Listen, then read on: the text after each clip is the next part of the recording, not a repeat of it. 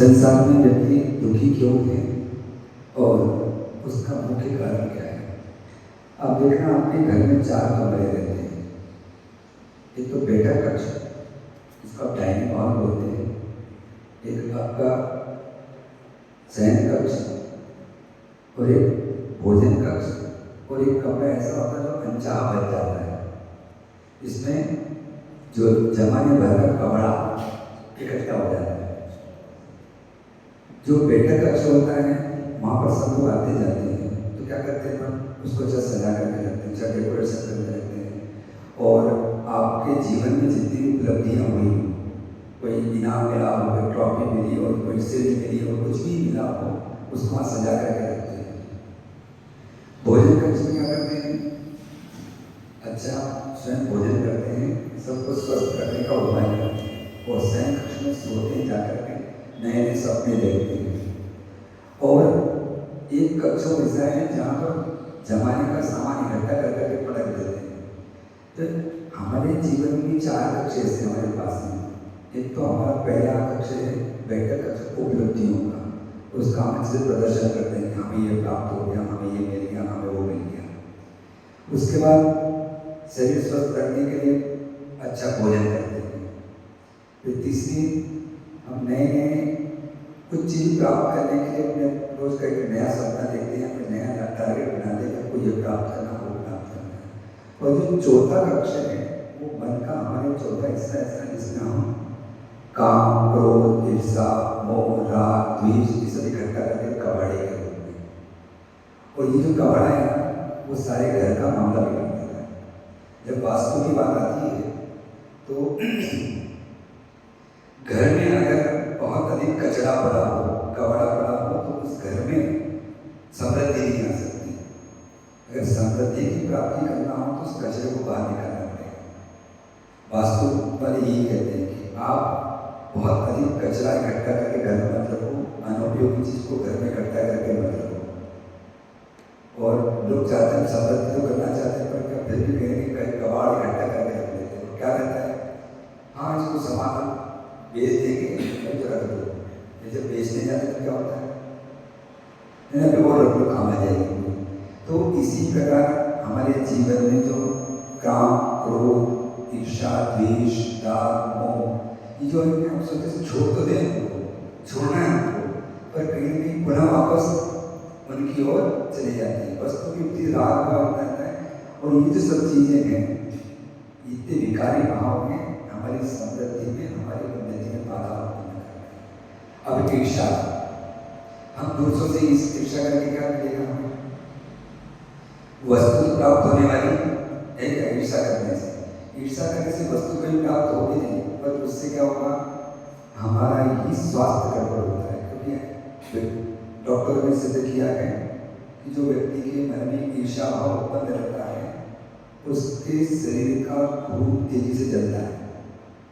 खून जलने का मतलब हमारे जो खून में वाइट सेल्स हैं, श्वेत रक्त कणिका है, वो जलती हैं, और उनके जल जाने के कारण हमें स्वास्थ्य पर, हमारे स्वास्थ्य पर प्रतिकूलता आती है। क्योंकि किसी भी रोग से लड़ने के लिए वो वाइट सेल्स जो हैं वो सबसे ज़्यादा काम आते हैं। अगर वो जल गए, क्योंकि ईर्षा शक्ति कहता है जलना, दूसरे से जल रहे हैं हमको, तो दूसरे से जलन के कारण हम वो सोचते हैं कि नहीं इसमें ऐसा कैसा हो गया, जबकि हमें क्या करना चाहिए, उसके पास उपलब्धि हुई है, ऐसी इससे भी अच्छी उपलब्धि में किस प्रकार प्राप्त कर सकते इसका पुरुषार्थ करना चाहिए। पर दूसरों के प्रति हम ईर्षा भाव रख के, जलन करके और अपना ही नुकसान करते हैं, दूसरों का कुछ होने वाला नहीं। या फिर आज वर्तमान व्यक्ति क्या करता है कि दूसरों से जलन उत्पन्न हो तो ये पुरुषार्थ करता है कि किस तरह से उसको नीचे ले आए। इसलिए 2 चीजें हैं, एक तो प्रतियोगिता, एक प्रतिद्वंदता। प्रतियोगिता करना स्वस्थ मानसिकता है, लेकिन हमको उससे आगे नहीं करना है। प्रतियोगिता तो करना चाहिए, प्रतिस्पर्धा तो होनी चाहिए, क्योंकि उन्नति के लिए वो अनिवार्य है। पर प्रतिद्वंदता, द्वंद्व का अर्थ होता है झगड़ा, लड़ाई। प्रतिद्वंदता होती तो व्यक्ति क्या करता है, वो मैं आगे बढ़ पाऊँ नहीं बढ़ पाऊँ, उसको भी आगे नहीं बढ़ने देना, ये प्रतिद्वंदता है। और ये सब जो भाव हमारे मन में स्थित हो जाते हैं तो हमारी उन्नति में बाधा उत्पन्न होती है। हम लोग क्या निरंतर इसी प्रकार से जो हमारे मन का एक कोना है ना, उनमें कहीं ना कहीं भाव भरे पड़े हैं और कभी कभी वो भाव ऐसे उठ करके आते हैं कि लगता है कि सामने वाले का नुकसान कर दिया, स्वयं का नुकसान कर देता है। जब बहुत ज़्यादा व्यक्ति को धनी कर रहा है, जब बहुत ज़्यादा व्यक्ति अपने आप में इन विचारों में जो डूब जाता है और ईर्ष्या राग द्वेष, तो पहला पुरुषार्थ क्या करता है कि मैं किसी तरह दूसरों को नुकसान पहुंचाऊं, और जब दूसरों को नुकसान नहीं पहुंचा पाता तो स्वयं को नुकसान पहुंचाता है। उसी में ये जिसको आप लोग फ्रस्ट्रेशन कहते हो, तनाव, टेंशन, उसी कारण से होता है। स्ट्रेस किस कारण से? अति विचार करने से। बहुत ज़्यादा किसी विचार को करेंगे और किसके विषय में? दूसरों के बारे में ज़्यादा सोचने से कि उसने ऐसा कर लिया, उसने ऐसा कर लिया, उसके पास ऐसा आ गया, तो उसके कारण हमें ज़्यादा तनाव आता है। उस तनाव के कारण क्या होता है? या तो हम दूसरों को नुकसान पहुँचा देंगे, या वो नहीं कुछ कर पाए उसका तो हम स्वयं को नुकसान पहुँचाते हैं। और जितनी भी आज वर्तमान में सोसाइटी वगैरह जो कर रहे हैं, हम कोटा में रह करके कई बच्चों से पूछा ऐसा क्यों हो रहा है? महाराज जी, कोचिंग क्लास वालों ने भी इस प्रकार की व्यवस्था बना रखी, ऐसी प्रतिद्वंदता बना दी है। विद्यार्थी अगर वो उसको कम अंक लाया है एक टेस्ट में, तो उसकी ऐसी करेंगे कि पूछो वो बेचारा बिल्कुल एकदम निराश हो जाएगा और आसक्त ऐसी हालत हो जाएगी कि वो आत्महत्या करेगा। उसकी तरफ ध्यान देंगे नहीं। जो 5-10-15 लोग जो रहते हैं उन्हीं की तरफ के हिसाब से पढ़ाया लिखाया जाता है, क्योंकि उनको तो पैसा कमाना है और अपना नाम करना है। पेपर में एडवर्टाइज छापेंगे कि हमारे इतने स्टूडेंट निकल गए, पर बाकी वहाँ पढ़ते कितने स्टूडेंट हैं एक साथ? एक बार की कक्षा में 500-700 लड़के पढ़ते हैं, बच्चे पढ़ते हैं एक पेज में। ऐसे 4-5 पेज लगते हैं, मतलब एक दिन में 1000-1500 बच्चे वहाँ पढ़ते हैं। उनमें से कितने निकलेंगे? 10 निकले, 15 निकले। अब 1000-15 निकले हैं, वो उसका एडवर्टाइजमेंट करते हैं। क्यों? उनको पैसा कमाना है इसलिए, बाकी के पर ध्यान नहीं। तो इसलिए जो व्यक्ति के मन में प्रतिद्वंदता उत्पन्न करते हैं, तुम भी करो तुम भी करो, तो प्रतिद्वंदता उत्पन्न होते ही मन में कहीं राग द्वेष उत्पन्न होते ही व्यक्ति के सारे विचार बिगड़ जाते हैं और उसकी उन्नति जो प्रगति होनी चाहिए वो नहीं हो पाती। इसलिए जैसे 4 कक्ष हैं, वो चौथे कक्ष को साफ करना अनिवार्य है। समृद्धि चाहते हो जीवन में, घर की सुख समृद्धि चाहिए तो कबाड़ को निकालना अनिवार्य है। क्योंकि जब तक कबाड़ पड़ेगा तो नेगेटिविटी, नकारात्मकता घर में बनी रहेगी। उसी प्रकार जब तक हमारे अंदर राग द्वेष मोह काम क्रोध आदि के भाव बने रहेंगे, तब तक नकारात्मकता हमारे जीवन में आएगी। और जब तक नकारात्मकता आएगी, नेगेटिविटी आएगी, तब तक प्रगति की उन्नति की प्राप्ति नहीं होगी। क्योंकि हम उल्टा उल्टा सोचेंगे, कभी पॉजिटिव में सोच ही नहीं पाएंगे कि हमें क्या प्राप्त करना, उस विषय में सोचेंगे नहीं, हमें उसको कैसे गिराना है ये ज़्यादा विचार है, वो हमसे आगे नहीं बढ़ जाए। जबकि हमारे यहाँ नीतिकारों ने कहा है क्या करो, हमें दूसरे की लाइफ को छोटी करना तो क्या करना पड़ेगा? मिटा के तो छोटी करो, अपनी लाइफ बड़ी कर लो। अपनी लाइफ बड़ी करो तो उसकी लाइफ अपने आप छोटी। अब उसको हम मिटा करके करने में छोटी करने लगेंगे कि नहीं, हमारी लाइफ से बड़ी है तो उसको मिटाएं हम, तो मिटाओ क्यों? हमारी लाइफ को बड़ी करो। और बड़ी कब करेंगे? कब होगी? जब हमारे अंदर सकारात्मकता आएगी। नहीं ठीक है, वो उसने अपना पुरुषार्थ किया, उसको मिल गया, मुझे भी पुरुषार्थ करना है ताकि मैं ये सब प्राप्त कर सकूं। पर व्यक्ति आज दूसरों को देख करके और उसके प्रति मन में ईर्ष्या। एक बार क्या हुआ, एक व्यक्ति ने एक मंत्र को जाप करना प्रारंभ किया, तो देवता प्रसन्न, उसके बाद सिद्ध हो गया। उस देवता ने कहा को क्या वर मांगते हैं, पर मेरे एक शर्त है, तुम जो वर मांगोगे उससे दुगना तुम्हारे पड़ोसी को मिलेगा। जो तुम मांगोगे उससे दुगना पड़ोसी को मिलेगा।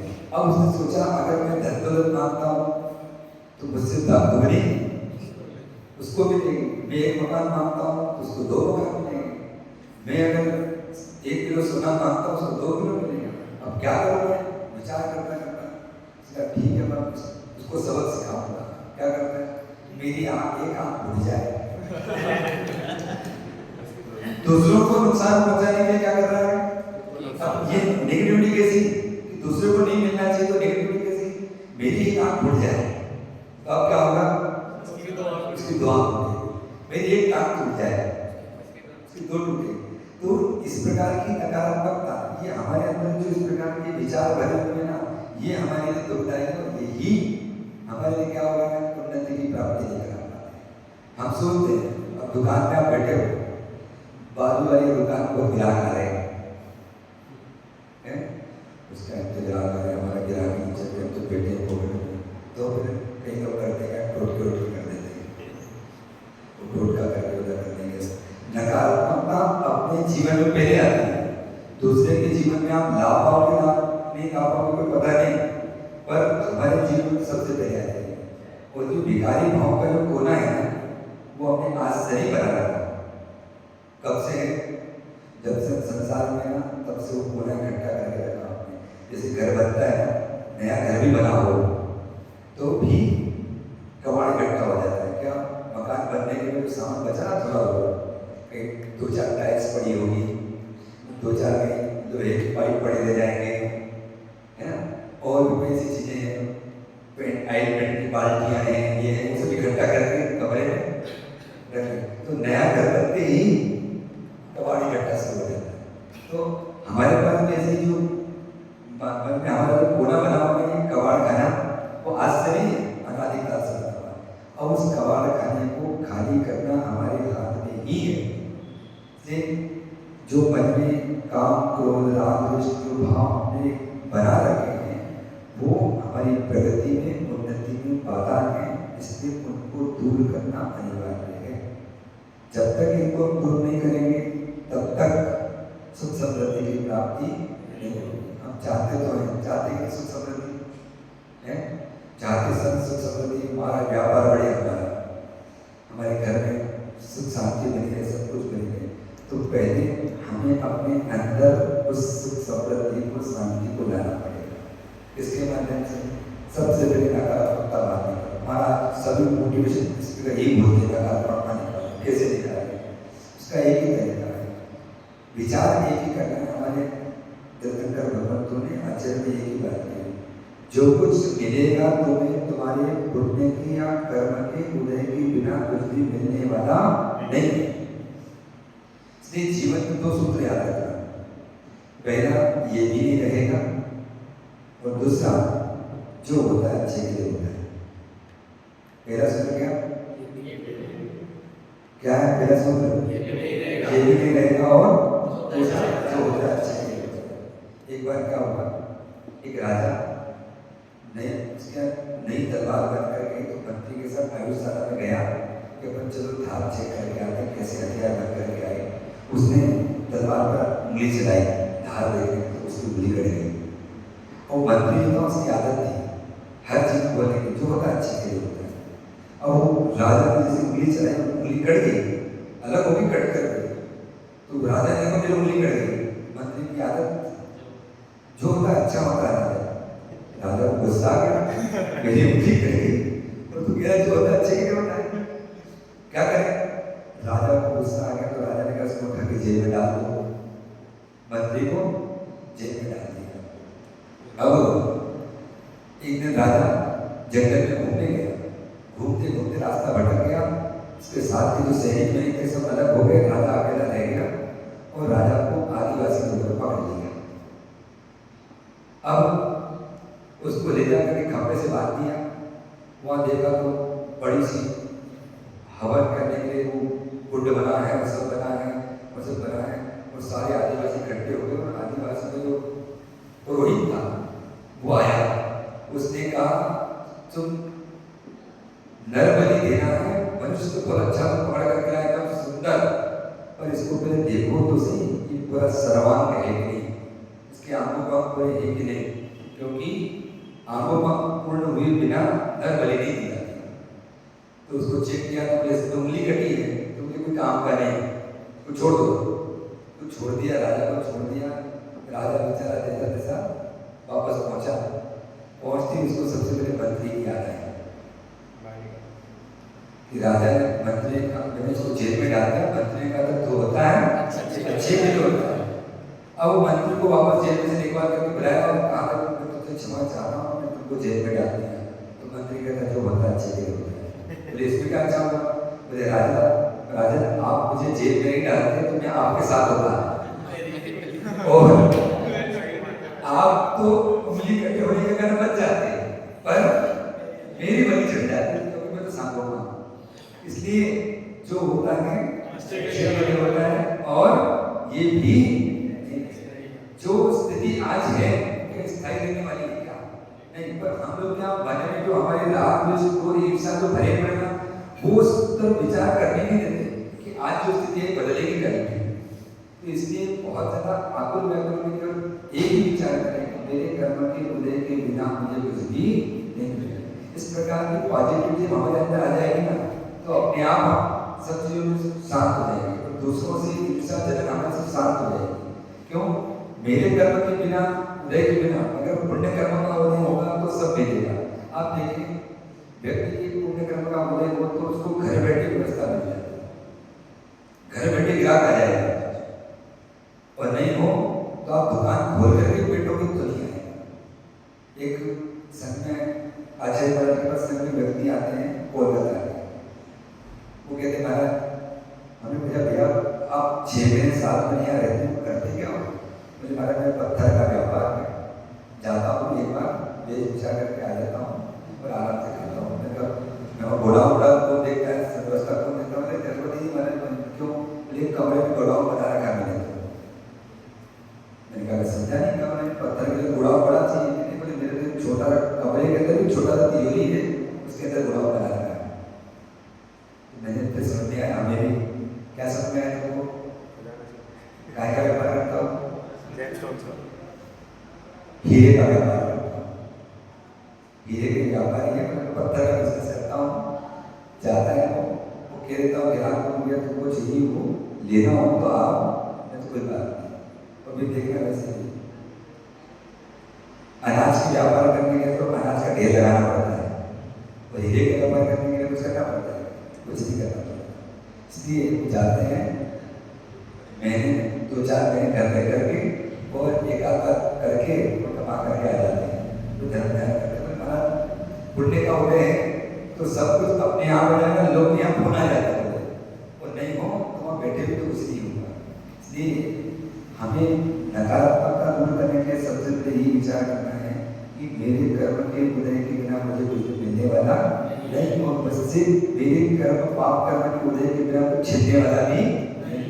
हमको ये लगता है करता चला जाएगा, तो अगर छिन जाएगा तो छीनेगा कौन? आपका ही कर्म आपसे छीनेगा और आपका कर्म आपको देने वाला है। इसलिए मन में जो इस प्रकार के जो भाव बैठे हैं विकारी भाव को दूर करके ही हम सुख समृद्धि की प्राप्ति कर सकते हैं। ओ